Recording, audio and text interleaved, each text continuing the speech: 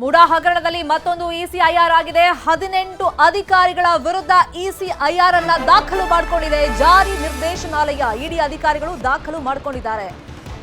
2022ರಲ್ಲಿ ಲೋಕಾಯುಕ್ತ ದಾಖಲಿಸಿದ್ದಂತ ಪ್ರಕರಣಕ್ಕೆ ಸಂಬಂಧಪಟ್ಟಂತೆ ಈಗ 18 ಅಧಿಕಾರಿಗಳ ವಿರುದ್ಧ ಇಸಿಐಆರ್ ಅನ್ನ ಇಡಿ ದಾಖಲು ಮಾಡಿಕೊಂಡಿದೆ.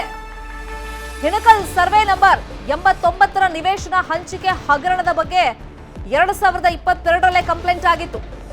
7.18 ಎಕರೆ ಜಮೀನು ನಿವೇಶನವನ್ನ ಮಾಡಲಾಗಿತ್ತು. 350ಕ್ಕೂ ಹೆಚ್ಚು ಪ್ರಭಾವಿಗಳಿಗೆ ಇದರಲ್ಲಿ ಸೈಟ್ ಹಂಚಲಾಗಿದೆ ಅನ್ನೋ ಆರೋಪ ಕೇಳಿಬಂದಿತ್ತು.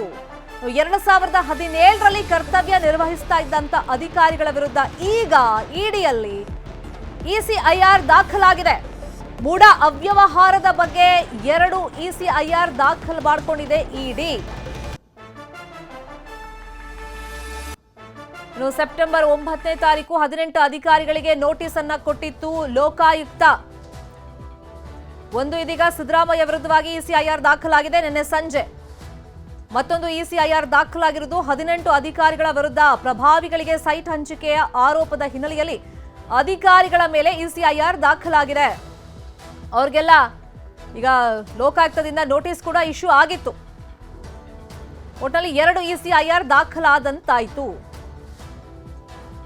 ಇಲ್ಲಿ ಜಾರಿ ನಿರ್ದೇಶನಾಲಯದ ಅಧಿಕಾರಿಗಳು ಯಾವಾಗ ಎಂಟ್ರಿ ಆಗ್ತಾರೆ ಒಂದು ಪ್ರಕರಣದಲ್ಲಿ ಅಂತಂದ್ರೆ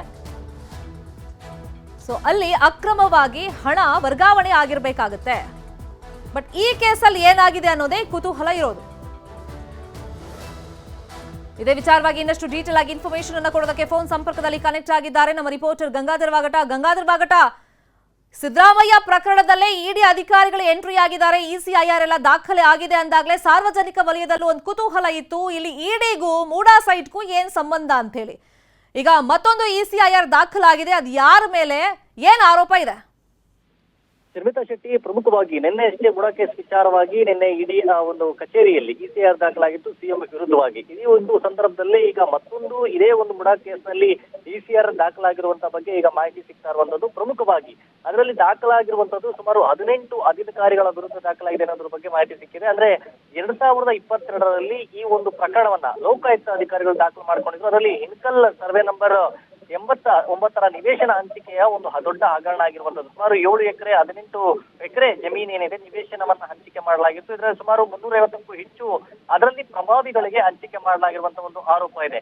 ಈ ಒಂದು ಕೇಸ್ಗೆ ಸಂಬಂಧಪಟ್ಟಂತೆ ಏನೋ ಒಂದು ಸೆಪ್ಟೆಂಬರ್ 9ನೇ ತಾರೀಕು 18 ಅಧಿಕಾರಿಗಳಿಗೆ ಮೈಸೂರಿನ ಲೋಕಾಯುಕ್ತ ಅಧಿಕಾರಿಗಳು ಒಂದು ನೋಟಿಸ್ ಅನ್ನ ಕೊಟ್ಟಿದ್ರು. ಅದೇ ಸಂಬಂಧ ವಿಚಾರಣೆಯನ್ನು ಕೂಡ ನಡೆಸಲಾಗಿತ್ತು.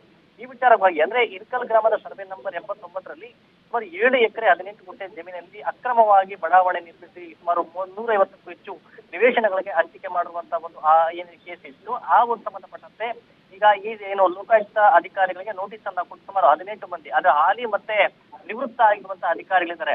ಅದರಲ್ಲಿ ಪ್ರಮುಖವಾಗಿ ಮುಡಾದ ಹಿಂದಿನ ಕಾರ್ಯದರ್ಶಿ ಕೂಡ ಅದರಲ್ಲಿ ಇರುವಂತದ್ದು. ಮತ್ತೆ ಯಾರ್ಯಾರು ಇದರಲ್ಲಿ ಭಾಗಿಯಾಗಿದ್ರು ಅವರೆಲ್ಲರಿಗೂ ಕೂಡ ವಿಚಾರಣೆಯನ್ನ ಮಾಡಲಾಗಿತ್ತು. ಮತ್ತೆ ಈ ಪ್ರಕರಣ ಬಹಳಷ್ಟು ಮುನ್ನೆಲೆಗೆ ಬಂದಿತ್ತು. ಈ ಒಂದು ವಿಚಾರಕ್ಕೆ ಸಂಬಂಧಪಟ್ಟಂತೆ ಈಗ ಆ ಒಂದು ಇಡಿ ಫೈನ್. ಥ್ಯಾಂಕ್ ಯು ಗಂಗಾಧರ್, ತಮ್ಮೆಲ್ಲ ಇನ್ಫಾರ್ಮೇಶನ್ಗೆ. ಸ್ಪಷ್ಟವಾಗಿ ನಿಮ್ಮ ಧ್ವನಿ ಕೇಳಿಸ್ತಾ ಇರಲಿಲ್ಲ. Anyways thank you ಅಪ್ಡೇಟ್ಸ್ಗೆ.